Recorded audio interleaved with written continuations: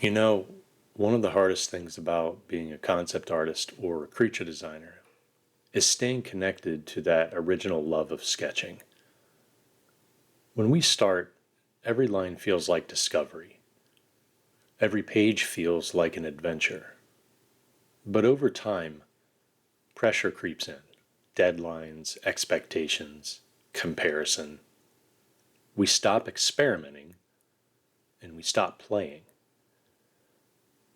When I flip through my older sketchbooks, I can see the difference. Those pages are chaotic, loose, and full of curiosity. And that's what I've been trying to rediscover in my own work, the habits that bring that energy back. So today I want to share 5 sketching habits that changed the way I draw creatures forever. These aren't just techniques, they're mindsets that make sketching feel alive again. Habit number 1 is sketching fast, thinking slow. Early in my career, I'd spend hours tightening a single line, always afraid to mess up. But the moment I forced myself to draw faster, with intention, but no hesitation, everything changed. Fast sketching removes the voice that says, "Don't mess up." It lets your instincts take over. And your instincts are so much smarter than your perfectionism. So when I draw creatures, sometimes I'll set a timer. 1 minute, 60 seconds, 2 minutes per sketch. I let my pencil move freely, chasing shapes, motion, rhythm. Then, once the page is full, I sit back and observe. I slow down. That's where the gold is. When you look at those loose shapes, your brain starts making connections you couldn't plan. You start seeing new ideas. That balance between loose motion and thoughtful observation, that's the sweet spot. Habit number 2, scribble with intention. You all know me by now. You know about my channel and you know what I love doing most when it comes to thumbnailing. Scribbling.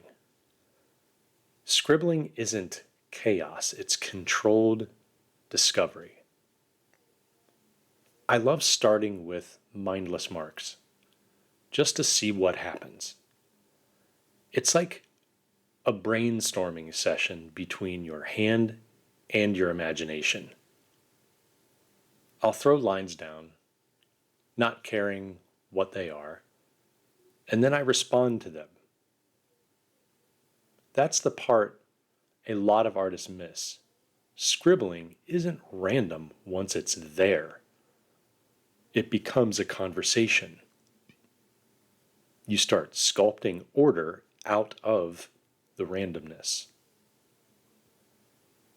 I can't count how many of my favorite creature ideas came from pure scribbles, just absolute messes of doodling and creature mashups and parts of the bodies that I thought looked cool, but all of a sudden random lines just kind of took over. Creature ideas just came from pure scribbles. A jagged curve turns into a spine. A mistake becomes a mandible. It's less about drawing something and more about discovering something. Let yourself explore without direction and trust that your brain will find patterns. That's literally what it's wired to do. Habit number 3, shade early, sculpt with light. This is a big one, so listen up. Most of us are taught to wait until the end to shade. But I found it's so much better to start shading early because shading is thinking. It's the moment your idea becomes a form. When I add those first darks, I'm not just decorating, I'm defining. I'm asking, where is this creature's weight sitting? Where does light naturally fall? That's what makes it feel alive. I always start simple, 1 or 2 tones, just enough to carve depth to start thinking about surface. From there, everything builds naturally, which is why I emphasize shading in a minimum of 3 different directions over top of one another without pressing harder with each pass. This enables you to fill up a nice big area or small area with a coating of shading or graphite without it looking scratchy or messy. It looks full. And honestly, this is the kind of process I go into even deeper over on my Patreon. That's where I post full-length narrated tutorials where you can watch this entire process in real time. All the little shading passes, digital sketching, things I do in Photoshop, how I find depth through line weight, all of it.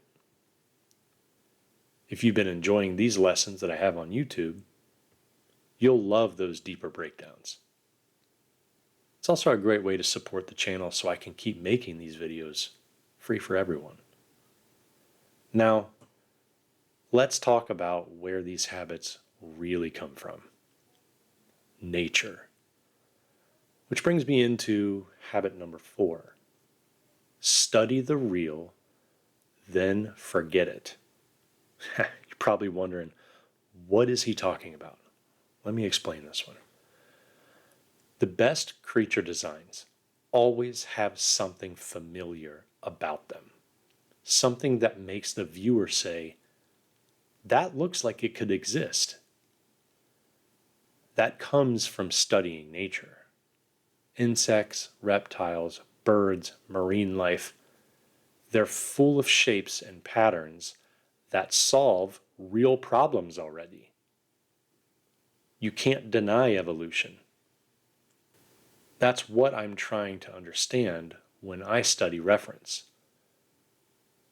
Not just what things look like, but why they're built that way. But the secret is, once you've studied it, let it go.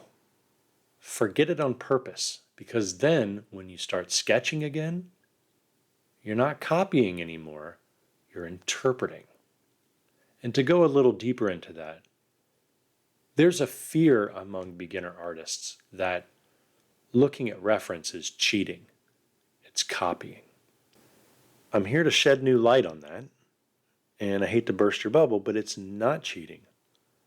It is copying, but it's a form of necessary copying because those of you listening right now, if you want to be a really good creature designer and make this stuff up on the fly, you have to have believable imagery studied so that you can pull that imagery from your brain, manipulate the anatomy, and break the rules.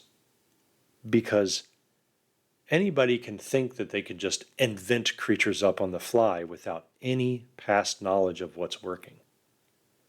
A lot of times, beginner creature artists don't know that it's not working.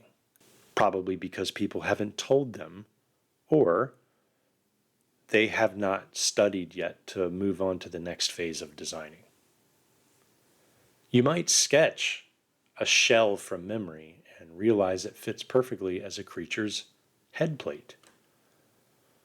Or remember a beetle's joint and exaggerate it into a hinge for an alien limb.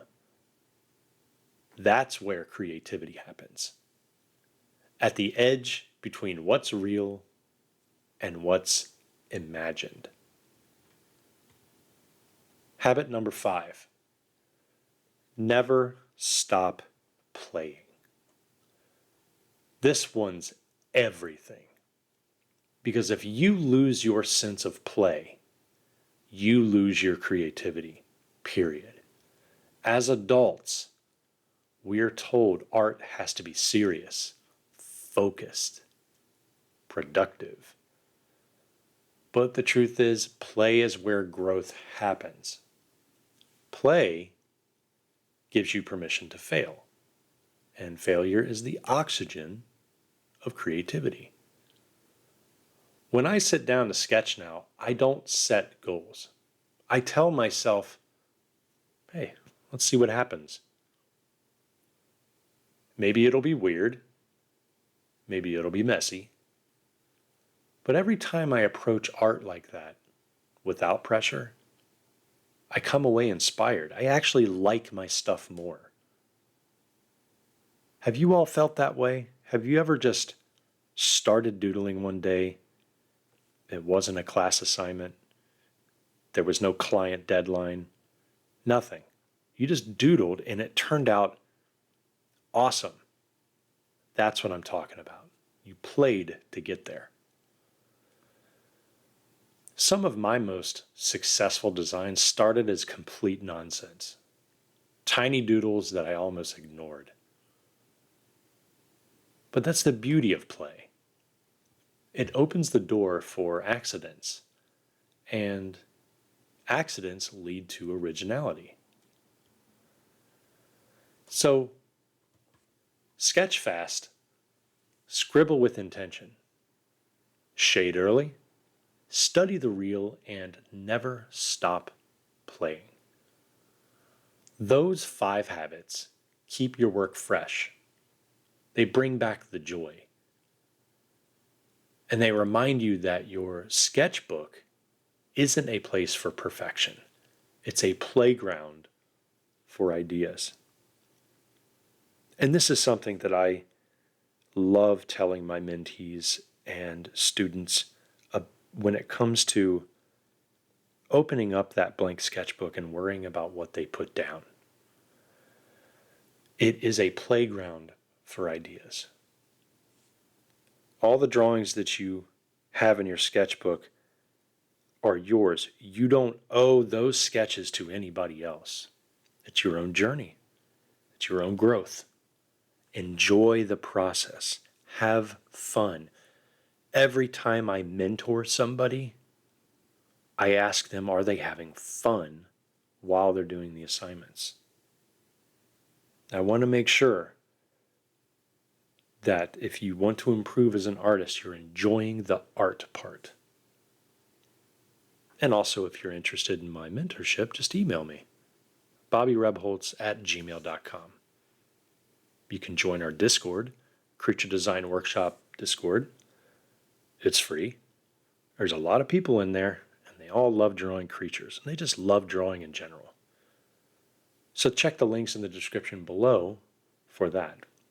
If you want to dive deeper into this process, from creature design walkthroughs to creative mindset talks, my Patreon is where I share extended lessons, PSDs, digital sketching, and I will be doing narrated demos and full creature design courses. It's a really warm, supportive community of artists all exploring together. I'd love to have you guys there. Thanks so much for watching. Now, grab your pencil and just start making a mess. Because that mess, that's where the magic hides. Thanks for listening, everybody. Till next time, peace.